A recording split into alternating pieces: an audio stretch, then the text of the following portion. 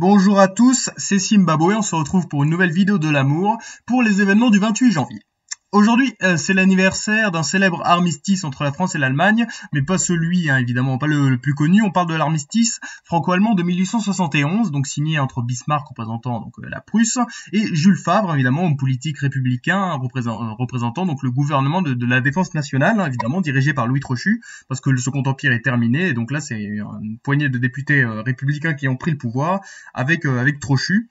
Et donc c'est un armistice pas vraiment fou, évidemment, pour la France, évidemment, parce que vous savez, la France n'était pas du tout dans une bonne position de négociation, et donc voilà, la France doit procéder à des élections pour la formation d'une assemblée devant ratifier la paix.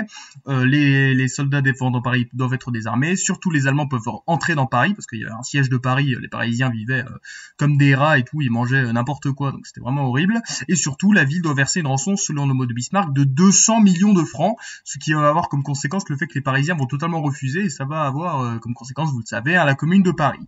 Et du coup, évidemment, c'est un armistice qui est très dur pour la France et qui est très triste, évidemment. Donc 1871, c'est pas vraiment une très bonne année pour la France, évidemment, vous en conviendrez. Donc coup dur, mais bon, au moins c'est la fin de la guerre, s'il y a au moins une bonne nouvelle à retenir.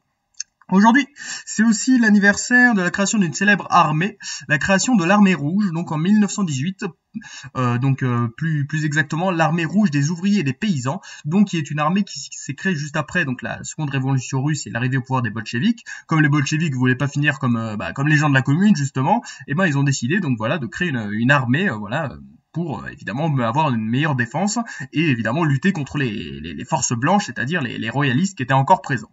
Et surtout, cette armée a été très modernisée par le célèbre Léon Trotsky, parce que oui, des fois on présente Trotsky un petit peu comme un pacifiste face au méchant Staline, mais faut pas oublier que Trotsky, lui, il a eu quelques actions pas vraiment folles durant la Terreur rouge. Et du coup, voilà, l'armée va être grandement réorganisée et du coup, elle va réussir à remporter la guerre civile russe contre les blancs.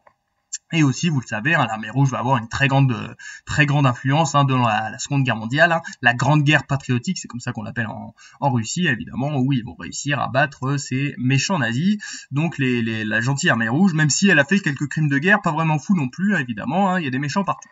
Donc voilà, armée très importante, évidemment, et très connue à retenir. Et aujourd'hui, c'est aussi l'anniversaire d'un événement pas très fou, donc qui a eu lieu donc en 1393, le bal des Ardents. Alors, est-ce que vous connaissez le bal des Ardents? Alors en fait, à la base, c'était juste censé être un charivari.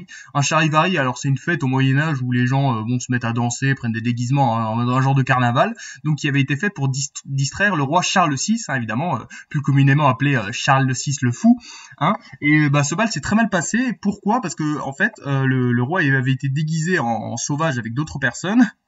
Et donc il y a le duc d'Orléans, le frère du roi, qui est arrivé, qui était ivre, qui avait une torche, et puis il a vu des sauvages qui arrêtaient pas de crier, il s'est dit qui sont ces gens, et du coup il s'est emparé d'une torche et pour mieux voir qui se cachait sous les masques, mais le duc d'Orléans s'approche trop près des déguisements et les costumes en lin prennent feu immédiatement, parce que le lin ça prend feu très facilement, alors que les fêtards ne peuvent se dépêtrer à cause de leur chaîne, et du coup le roi a failli mourir à cause de son frère, et du coup c'est un événement qui a contribué donc déjà d'une part à rendre le roi encore plus fou. En 1392, il avait déjà été tenté de tuer plusieurs personnes, et là il sombre définitivement dans la folie.